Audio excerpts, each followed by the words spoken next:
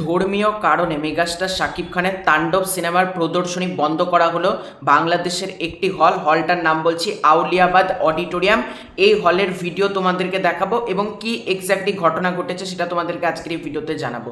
দেখো, এই বিষয়ের ঘটনাটা এবং ভিডিওটা তোমাদেরকে দেখাচ্ছি, কিন্তু আমি এই ব্যাপারটা নিয়ে মন্তব্য করব না। ভালো কি খারাপ, ঠিক হয়েছে ভুল হয়েছে, এদিকে আমি যাব না। তার একটাই কারণ হচ্ছে, আমি বাংলাদেশের বাসিন্দা তো না, আমি ভারতের বাসিন্দা, এবং তার পাশাপাশি এটার সাথে ইসলাম ধর্মের অর্থাৎ মুসলিম ধর্মের একটা সেন্টিমেন্ট জড়িয়ে আছে। তাই আমি যেহেতু সেই ধর্মেরও মানুষ না, তাই আমার সেই ধর্মের বিষয়ে কথা বলাটাও উচিত নয়, এটা আমি মনে করি। তাই আমি কি ঘটনাটা ঘটেছে আমি বলছি, তোমরা জানাবে তোমরা জিনিসটাতে কি মনে করছো, কি হচ্ছে সেটা অতি অবশ্যই তোমাদের মতামতটা কমেন্ট করে জানাও, তাহলে আমি ব্যাপারটা বুঝতে পারবো আরও ভালো করে। কিন্তু আমি যেহেতু মন্তব্য করব না দুটো কারণের জন্য: এক, আমি বাংলাদেশি না, আমি ভারত থেকে ভিডিও করছি, আর দুই নাম্বার হলো এটার সাথে ইসলাম ধর্মের একটা সেন্টিমেন্ট জড়িয়ে আছে। আমি আমি আমার মন্তব্য রেখে কারো সেন্টিমেন্টে আঘাত করতে আমি চাই না, তাই আমি। কিন্তু ঘটনাটা কি ঘটেছে তোমাদেরকে বলি। সব জায়গা থেকে আগে তোমাদেরকে ছট করে ভিডিওটা দেখিয়ে দিই, চলো।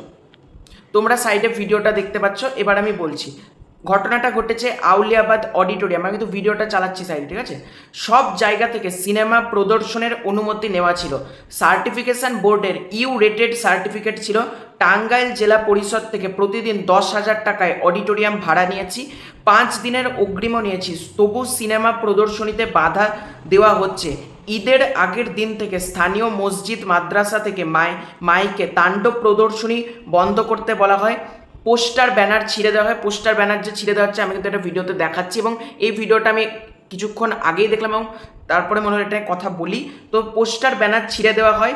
এরপর একটি মিছিল বের হয়, যা স্থানীয়ভাবে ভাইরাল হলে জনগণের মধ্যে আতঙ্ক তৈরি হয়।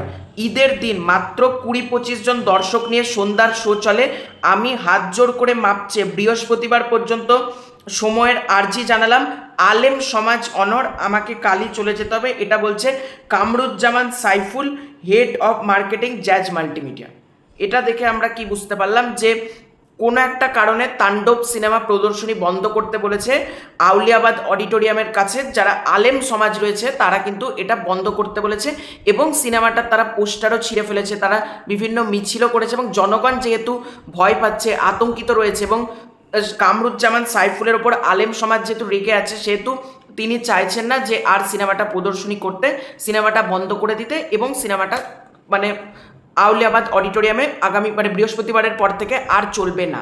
এবার এটাতে আমার কিছু বলার নেই। দেখো, অনেকের সেন্টিমেন্ট তো জড়িয়ে আছে। এক্স্যাক্টলি কি ঘটনা ঘটেছে, কি কারণেই বা আলেম সমাজ এতটা রেগে গিয়েছে তাণ্ডব প্রদর্শনী করার জন্য, তাদের ধর্মে কীভাবেই বা আঘাত লেগেছে, এগুলো তো আমি সঠিকভাবে জানি না, তাই এটা বলাও ঠিক হবে না যে কী কারণে সেই কারণে।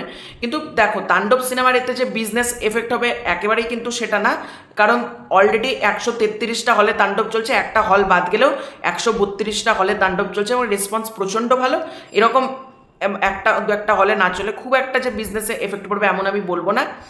তো তোমাদের এই ব্যাপারটাকে নিয়ে কী মতামতটা কিন্তু অতি অবশ্যই আগে কমেন্ট করে জানিও, ঠিক আছে। আমি তাহলে আরও ব্যাপারটা ভালো করে বুঝতে পারবো। কমেন্ট কিন্তু মাস্ট করো, এবং চ্যানেলে নতুন থাকলে চ্যানেলটা সাবস্ক্রাইব করে দিও। Bye bye.